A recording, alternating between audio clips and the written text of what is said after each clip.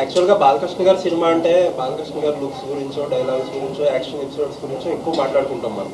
But Vamsi గారు అవన్నీ కాకుండా విజువల్స్ అంటారు ఫస్ట్ దగ్గర నుంచి. ఏంటి ఈ మార్పు కారణం?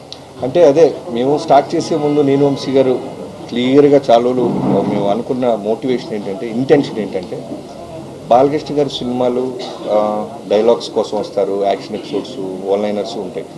అవి వాటన్నిటితో పాటు మనం ఏదో స్పెషల్గా చేయాలి బాబీ. అంటే విజువల్గా, అంటే ఇప్పుడు మనం ఏదో మలయాళ ఫిల్మ్ చూసినప్పుడు, తమిళ సినిమా చూసినప్పుడు, హాలీవుడ్ ఫిల్మ్ చూసినప్పుడు మనం ఓ 2-3 రోజులు సినిమా ఆఫీస్లో మాట్లాడుకుంటారు డైరెక్టర్లు కానీ రైటర్లు కానీ, ఇలాంటి ఎపిసోడ్ మనం ఎందుకు అచీవ్ చేయలేకపోతున్నాం. సో ముందు దాన్ని కొడదాం, బలంగా కొడదాం. మన విజువల్ గురించి ఇంకో పక్క రాష్ట్రం కూడా మాట్లాడుకోవాలి కదా. తెలుగు సినిమాలు పెరుగుతున్న స్పాన్ మీకు అర్థమవుతుంది, మీ అందరికి తెలిసింది. సో ఎంతసేపటికి డైలాగులు లౌడ్గా కథ చెప్పడం కన్నా ఒక సెటిల్డ్గా బాలకృష్ణ ఓకే ఆయన అడిగాడు కాబట్టి ఆయన చెప్తున్నాను.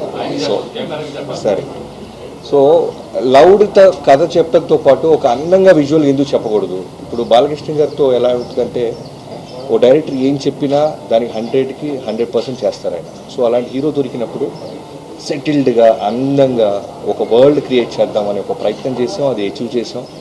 ఇవాళ రోజున మేము ఎంత ధైర్యంగా ఉన్నామంటే, ఒక బ్యూటిఫుల్ కథతో పాటు ఒక ఫ్యాంటాస్టిక్ విజువల్గా పక్క రాష్ట్రం వాడు కూడా ఇన్స్పైర్ అయ్యే విధంగా మేము సినిమా తీసామని మేము బలంగా నమ్ముతున్నాం.